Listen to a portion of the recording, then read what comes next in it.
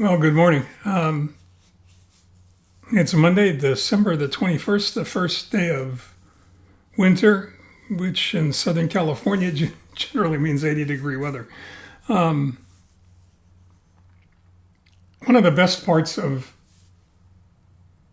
a monologue, like the blog, is the dialogue that usually can flow out of it. The conversations that you have. And the best part about that is never knowing who's going to write or what they have to say or the questions they'll ask or the comments they'll make.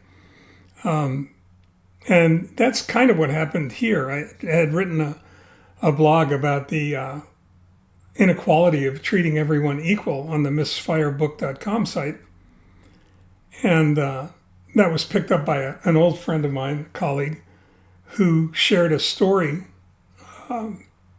that was very appropriate for what I had written about.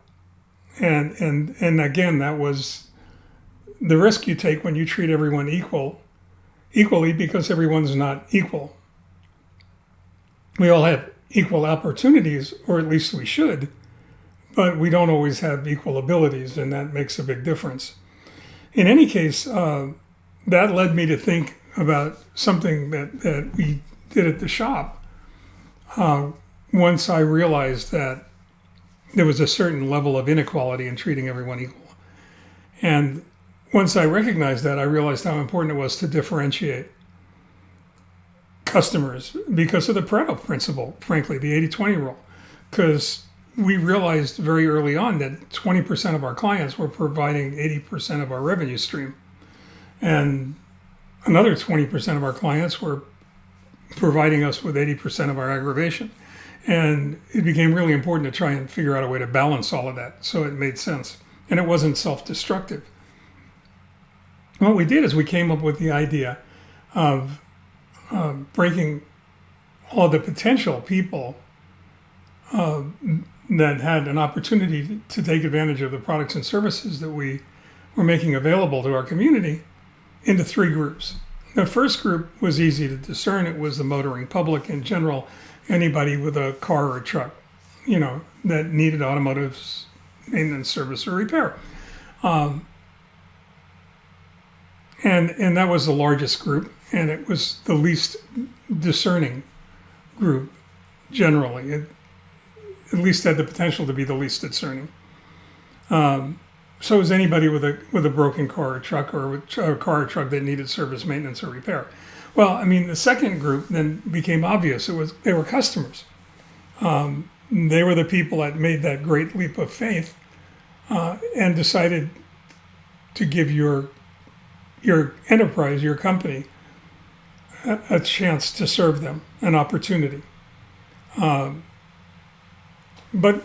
that left us with a third group, with that 20% I was talking about earlier, that provided 80% of the revenue, the 80-20 rule. And those were clients.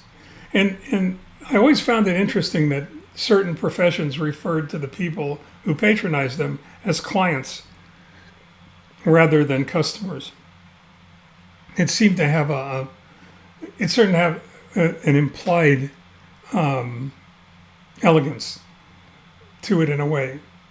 And we started to refer to our better customers as clients. And we identified who they were. They were the people that came in the most often. They were the people that spent the most money. They were the people that engaged us in a relationship as well as allowed us to engage them in a relationship. They let us get to know who they were and who their families were. And they were interested to find out who we were and what we were all about. And that little bit of differentiation was all the difference in the world.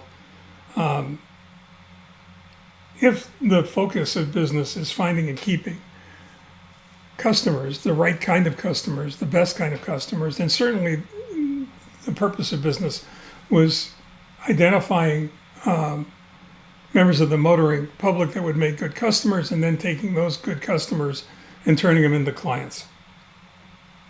And the thing about it that's really interesting is that it doesn't really matter whether you're in business or not.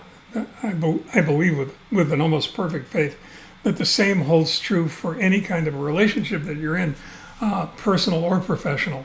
And that same level of differentiation, that same level of discernment is important to identify the people that are going to give you the highest return on investment. And I don't mean just money. I don't mean just monetary return on investment. I mean emotional return on investment. The people that are looking for a deeper level of engagement. So I think that's something to think about. And in this little bit of a blog post here on mitchschneidersworld.com, take a look over at misfirebook.com. Take a look at the blog post that's there on the inequality of treating everyone equally. And then try and put it in context. Try and put it in the context of this blog on customers, clients, and the motoring public. In the meantime, stay well, stay safe, stay home, stay strong, and take care.